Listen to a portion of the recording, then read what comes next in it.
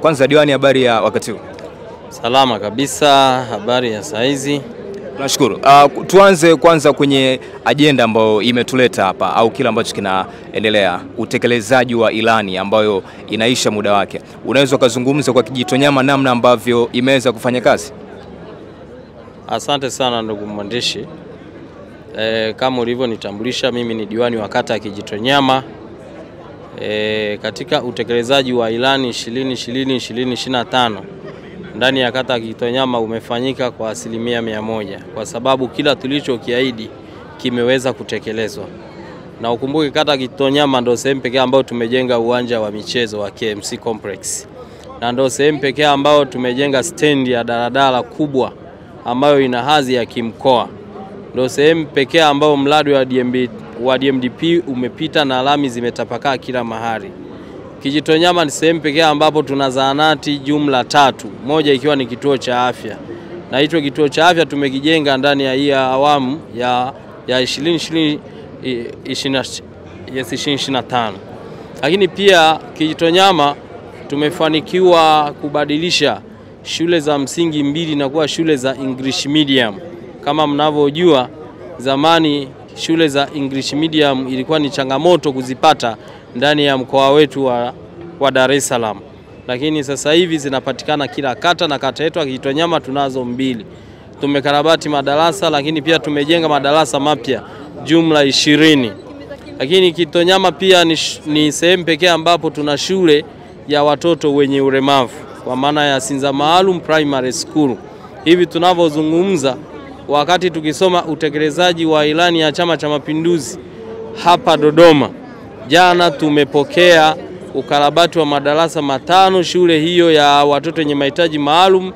Tumewajengea uzio, lakini pia tumeweka miundombinu ya usalama barabarani kwa sababu wao wanavuka na zile wheelchair. Kwa hiyo yote hayo ni kazi kubwa zinazofanywa na serikali yetu ya Chama cha Mapinduzi ambayo iko chini ya Mheshimiwa Dr. Samia Suluhu Hassan, na kwa kweli sisi tunajivunia sana kuwa na huyu rais wetu Mheshimiwa Dr. Samia Suluhu Hassan. Sisi kama wasaidizi wake tunasaidia na tunatekeleza yale ambayo yeye ameyaweka moyoni mwake, ikiwa ni maono ya kuivusha Tanzania. Asante sana. Sawa. Mwingine anaweza akabeza, pengine unaweza kumwambia kitu gani? Kwanza kwa kata ya Kijitonyama hakuna mtu anayebeza maendeleo yaliyofanyika. Chama cha Mapinduzi, serikali ambayo iko chini ya Chama cha Mapinduzi imeshafanya kazi kubwa na kila mtu anaona kwa macho yake. Lakini kama mtu anaweza akabeza maendeleo yaliyofanyika, huyo sisi tunaweza tukamtafsiri kama kichaa.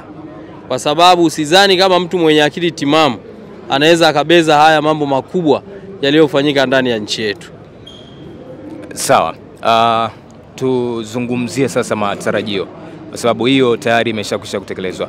Ilani ambayo inafuata sasa, ilani inayofuata imebeba maono na hatima ya nchi yetu, kwa maana ya kwamba licha ya kwamba tumeshatekeleza kwa awamu kubwa, tunatambua kwamba maendeleo hayana mwisho na maendeleo lazima yaendelee, na ndio maana tunaendelea kuwa viongozi.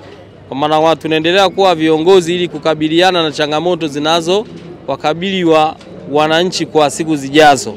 Kwa hiyo ilani ya uchaguzi inayoenda kuzinduliwa leo, tuna matumaini makubwa kwamba mambo makubwa zaidi yataenda kufanyika katika utekelezaji wa miundombinu mbalimbali na miradi mbalimbali, ili kuhakikisha kwamba tunaondokana na baadhi ya changamoto chache ambazo tumebaki nazo katika hiyo awamu ambayo tunahitimisha.